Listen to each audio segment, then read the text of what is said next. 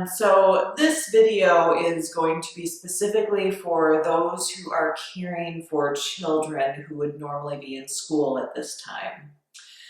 We have seen lots of memes on social media about the child who after day one has already been expelled, or the teacher who's been laid off for drinking on the job.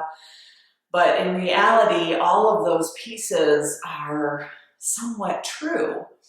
See, in today's society, especially right now, people went from being parents to being teachers overnight. And although all of us have had a teacher at some point in our lives, not all of us are meant to be teachers. I'm here to implore all of you that it's not necessary for us to take this time and create a color-coded schedule, day by day, hour by hour, of what we're going to do when homeschooling our children. See, many of us did not sign up for homeschooling, whether it be because we knew we weren't able to provide the education that our school system could, or whether it be because we have our own jobs and we don't have the ability or the flexibility to do that, or simply because we don't want to do it. But many of us did not sign up for that.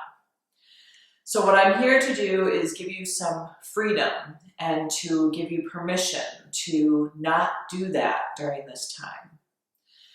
See, as I think back, I realize that it's not about what we educate our children in books, it's about what we educate our children in experiences. Now, this is coming from an educator. I started as a second grade educator and moved through the ranks and most recently retired as a superintendent of schools. Now I own my own consulting firm who works with education agencies, but I'm still an educator by heart. But I have a 9-year-old son and I don't have a homeschool schedule for him.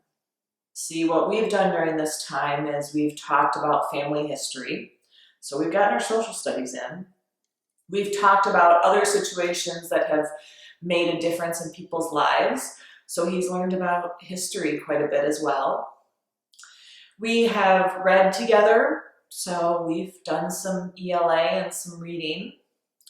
We have written stories together, and we have written down journal entries about what we've experienced so that we can remember from many, many years from now. And we've cooked together, so we've done some math. And I've even had my son help me with my taxes a little bit, because that's math too. See, when we look around our daily adult lives, we're surrounded by educational components. And what we need to do right now for our children is to help them understand that we're going to be okay. Their schedule has been interrupted already.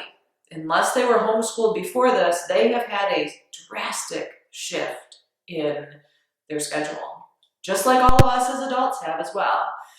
But as adults, we can process it a little bit better than our children can.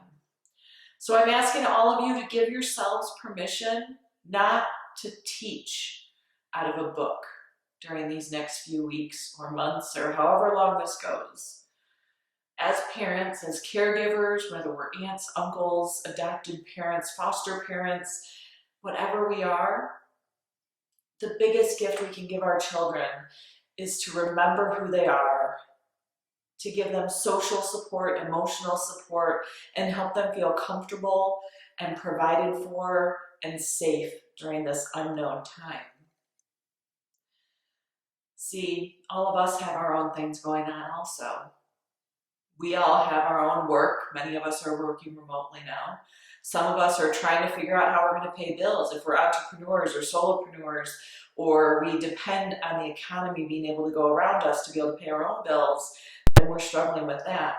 But that's not necessary for our children to be a part of. And it's not necessary for any of us to be so stressed with homeschooling our children that we stress ourselves out as well as our children. So, again, this message goes out to everyone caring for school-age children. Give yourself permission not to homeschool. You weren't trained as a teacher, and I'm sure you're all doing wonderful, wonderful things, and you're trying your very best. But take this time just talk to your children. Try your best not to watch the news around them, because right now the news is pretty scary.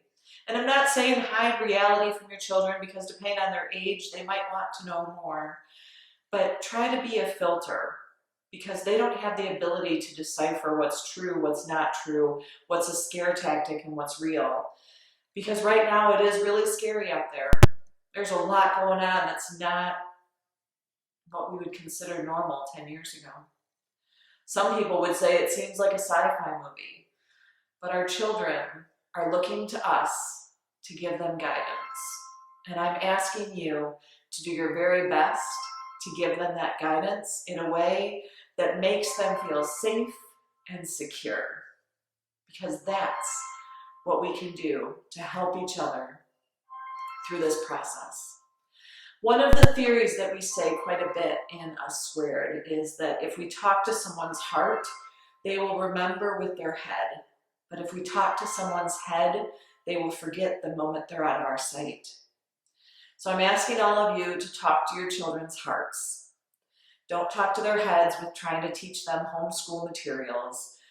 Give them stories and lessons that they will remember and tell their own children and grandchildren about the 2020 COVID self-quarantine situation.